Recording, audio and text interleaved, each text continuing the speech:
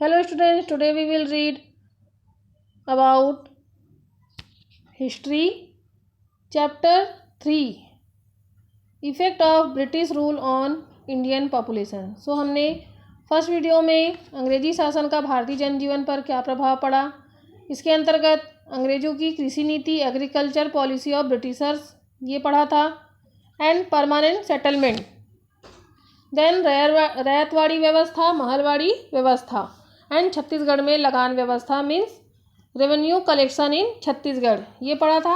आज हम पढ़ेंगे छत्तीसगढ़ में लगान व्यवस्था किस प्रकार से वसूला जाता था, ये तो हमने पढ़ लिया। देन अब हम देखेंगे दस्तकारी एवं शिल्प पर क्या प्रभाव पड़ा, effect on craftsman and art. So listen carefully and look at this video. Comparing administration's system was such that Indian craft and it was destroyed. Indian craftsmen and artists were forced to sell their things at low price and heavy taxes were imposed. उस समय क्या होता था कि company की जो प्रशासनिक व्यवस्था ऐसी थी कि भारतीय हस्तकला और शिल्पकारी धीरे धीरे डिस्ट्रॉय होने लगी थी। भारतीय दस्तकारों एवं शिल्पियों को अपनी वस्तुएं कम दामों पर बेचने के लिए मजबूर किया जाता था और उन पर भारी मीन्स हैवी टैक्स भी लगाया जाता था, है ना। Good important from England were free from custom duty, so good were cheap. Ultimately Indian craftsman and art could not exist in front of foreign goods. Indian craftsmen left their professions and their dwelling were ruined. Therefore, cloth industries of Dhaka, once known as Manchester of India, was destroyed, and also industries of Murshidabad and Surat were destroyed. Craftsmen were unemployed and they had to depend on farming. Ultimately, they were unsatisfied with the company rule. उस समय क्या हुआ कि जब भारी taxes लगाए गए और जो इंडियन जो सामान थे वो कम दामों पर बेचे जाने लगे थे, है ना। सो इंग्लैंड से आने वाली वस्तुओं को तटकर एवं चुंगी कर मीन्स टैक्स से फ्री रखा जाता था। सो इंग्लैंड से जो भी वस्तुएं आती थी उनमें कोई भी टैक्स नहीं लगाया जाता था। इससे वे सस्ती हो गई, है ना, सस्ती हो गई और परिणाम स्वरूप क्या हुआ कि भारतीय जो दस्तकारी एवं शिल्प विदेशी वस्तुओं के सामने नहीं टिक सकी और जो इंडियन मजदूर थे, भारतीय जो कारीगर थे, अपना व्यवसाय छोड़ने लगे और उनकी जो बस्तियां थी वो भी उजड़ गई। जैसे ढाका शहर का वस्त्र उद्योग, है ना, जिसके कारण वह भारत का मैनचेस्टर भी कहलाता था, वो भी डिस्ट्रॉय हो गया। एंड मुर्शिदाबाद और सूरत के उद्योग भी डिस्ट्रॉय हो गए। कारीगर बेरोजगार हो गए और कृषि पर डिपेंड हो गए, मीन्स खेतीबाड़ी करने लगे अपना उद्योग धंधे छोड़कर।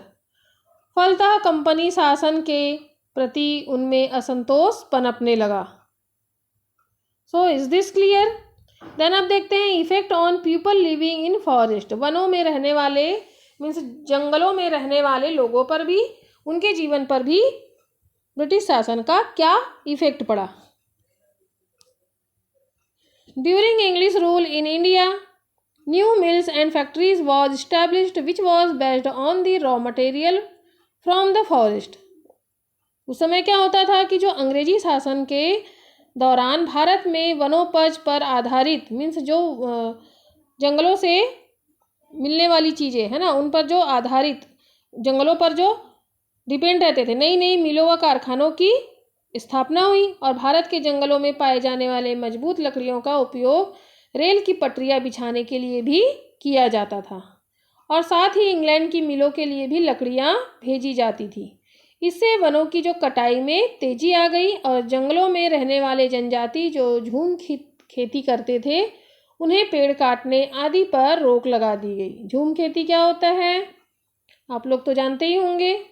इससे उनकी जीवन शैली मीन्स जो लाइफ स्टाइल है वो क्या हो गई, इफेक्ट हो गई, है ना, उस पर इफेक्ट पड़ा। वे अंग्रेजी शासन के विरोध में उठ खड़े हुए और अंग्रेजों की नीति के विरोध में भारत के विभिन्न जनजातीय क्षेत्रों में कई आंदोलन हुए जैसे इनमें बिरसा मुंडा की अगुवाई में मुंडा जनजाति द्वारा किया गया विरोध प्रमुख स्थान रखता है। वे बदलते समय और अंग्रेजी नीति तथा बाहरी लोग के हस्तक्षेप से परेशान थे। वे इन परेशानियों को दूर करना चाहते थे और बिहार के छोटा नागपुर के पठार के जंगलों में रहने वाला एक जनजातीय व्यक्ति जिसका नाम बिरसा मुंडा, जिनका जन्म 1870 के दशक में हुआ था। बिरसा बचपन से ही भेड़ बकरियां चराते और बांसुरी बजाते और स्थानीय अखाड़ों में नाचते गाते जीवन बिताते थे। अब देखते हैं हम बिरसा मुंडा आंदोलन।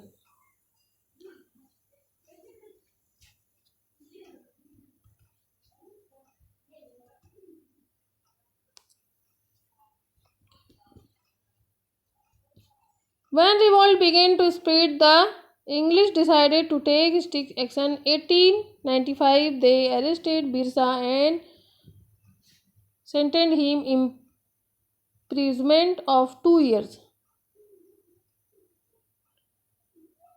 यहाँ पर जब बिरसा मुंडा क्या हुए थे, जब आंदोलन चला था, बिरसा का आंदोलन जनजाति समाज को सुधारने का आंदोलन था। उन्होंने मुंडाओं से आह्वान किया कि वे शराब पीना छोड़ दे, गाँव को साफ सुथरा रखे और डायन व जादू टोने में विश्वास न रखे।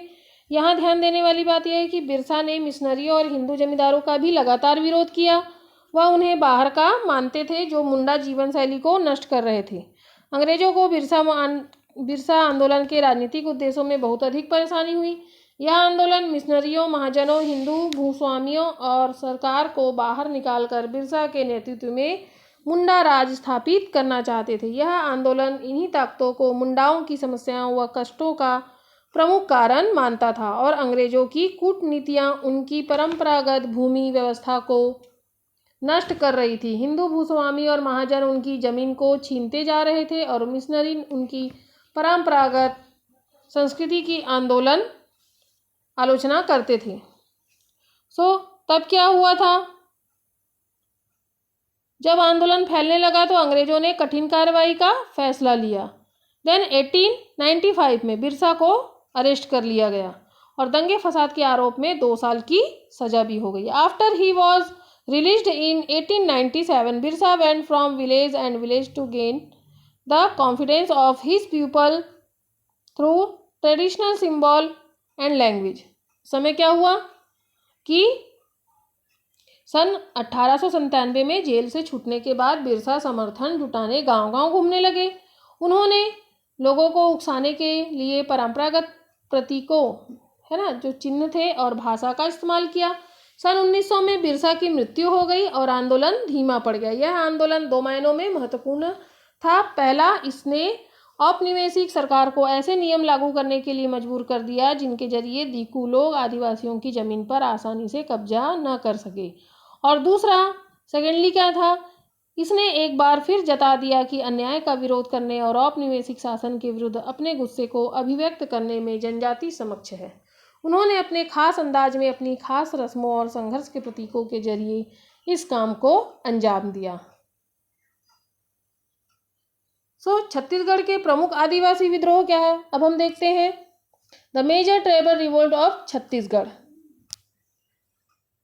From the late 18th century and the early 20th century, Chhattisgarh saw many revolts in the tribal areas. The tribals were conscious about the protection of their lifestyle. The chief characteristic of these revolts were. इसी समय जब पूरे भारत में जनजातीय आंदोलन आग की तरह फैल गई, तब हमारा छत्तीसगढ़ भी उससे अछूता नहीं रहा। मीन्स हमारे छत्तीसगढ़ में भी यह आंदोलन बुरी तरीके से फैला। छत्तीसगढ़ राज्य में 18वीं शताब्दी के उत्तरार्ध से लेकर 20वीं शताब्दी के पूर्वार्ध तक, मीन्स 18वीं से 20 सेंचुरी तक अनेक जनजातियों ने विद्रोह किए। ज़्यादातर जनजाति विद्रोह बस्तर क्षेत्र में भी हुए और जहाँ के जनजाति अपनी अस्मिता की रक्षा के लिए विशेष सतर्क थे। इन विद्रोहों में एक सामान्य विशेषता यह थी, जैसे they were all against the hoarding of fields, villages and forest areas of the tribes by external sources. Means ये सभी विद्रोह जनजातियों को अपने निवास क्षेत्र, भूमि व वन में हासिल परंपरागत अधिकारों को छीने जाने के विरोध में हुआ था। Second, this revolt were for the conservation of the tribal life and its culture. ये विद्रोह जनजातीय अस्मिता और संस्कृति के संरक्षण के लिए भी हुए। देन थर्ड क्या है? The revolts were toward the new rules imposed by the British rule. विद्रोहियों ने नई शासन व्यवस्था और ब्रिटिश राज द्वारा थोपे गए नियमों व कानूनों का विद्रोह किया। The tribals wanted to keep away from the interface of the external world and the colonies' rule that disturbed their original life। जनजातीय मुख्य बाह्य जगत व शासन के प्रवेश से अपनी जीवन शैली, संस्कृति एवं निर्वाह व्यवस्था में उत्पन्न हो रहे खलल को दूर करना चाहते थे। उल्लेखनीय बात यह थी कि मूलतः जनजातियों के द्वारा आरंभिक विद्रोहों में छत्तीसगढ़ के गैर आदिवासी भी भागीदारी बने। कौन कौन से विद्रोह हुए?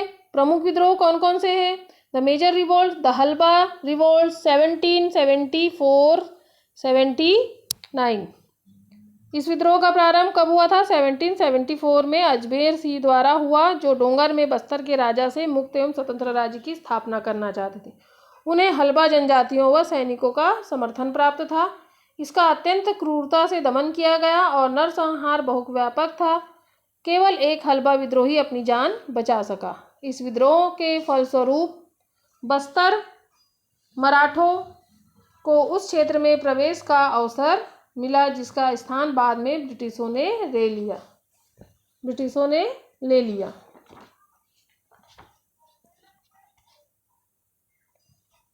देन अब कौन सा विद्रोह है? The Paralkot revolutions 1825।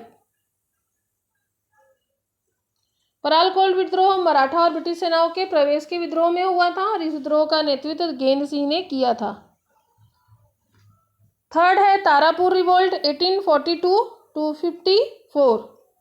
बाहरी लोगों के प्रवेश में स्थानीय संस्कृति को बचाने के लिए, यह पारंपरिक सामाजिक, आर्थिक, राजनीतिक संस्थाओं को कायम रखने के लिए ये विद्रोह हुआ था।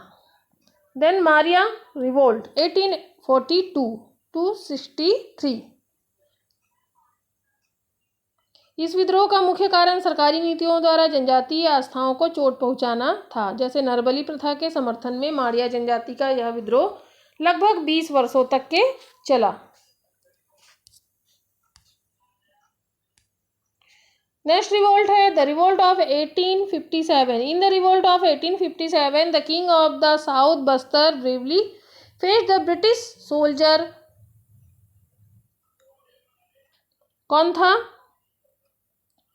1857 के विद्रोह के दौरान दक्षिणी बस्तर में ध्रुव राव ने ब्रिटिश सेना का जमकर मुकाबला किया और ध्रुव राव माड़िया जनजाति के डोरला उपजाति का था। उसे अन्य जनजातियों का पूर्ण समर्थन हासिल था। देन अब है कोई revolt 1859। The tribals revolt the felling of the teak forest in 1859। यह जनजाति विद्रोह कोई जनजातियों द्वारा 1859 में साल वृक्षों के कटाई के विरुद्ध में किया गया था। उस समय बस्तर के शासक भैरम देव थे। बस्तर के जमींदारों ने सामूहिक निर्णय लिया कि साल वृक्षों की कटाई नहीं होने दिया जाएगा, लेकिन ब्रिटिश शासन ने इस निर्णय के विरोध में कटाई करने वाले के साथ बंदूकधारी सिपाही भेज दिए और जनजाति इससे आक्रोशित हो गए और उन्होंने कटाई करने वालों पर हमला कर दिया। इस विद्रोह में नारा दिया गया कि एक साल वृक्ष के पीछे एक व्यक्ति का सिर होगा। परिणामतः ब्रिटिश शासन में ठेकेदारी प्रथा समाप्त कर साल वृक्षों की कटाई बंद कर दी गई।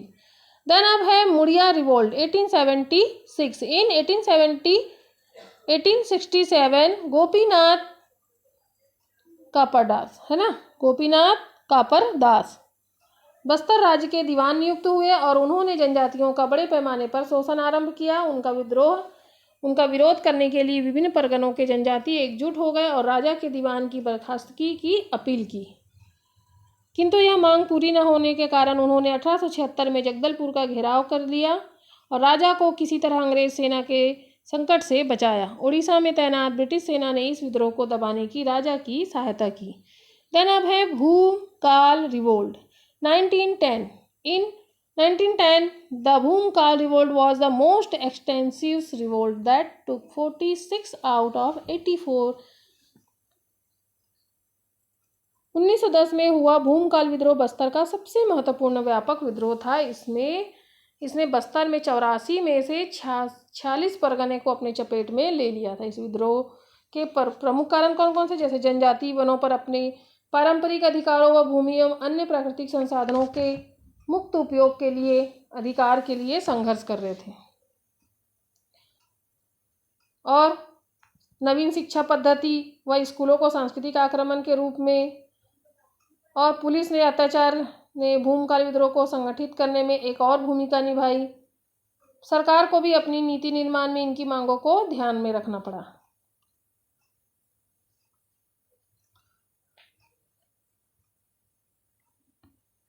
अब हम देखेंगे आगे शिक्षा पर प्रभाव और छत्तीसगढ़ में शिक्षा कैसी रही। देन प्रेस का विकास और छत्तीसगढ़ में प्रेस का विकास, ये हम नेक्स्ट वीडियो में पढ़ेंगे।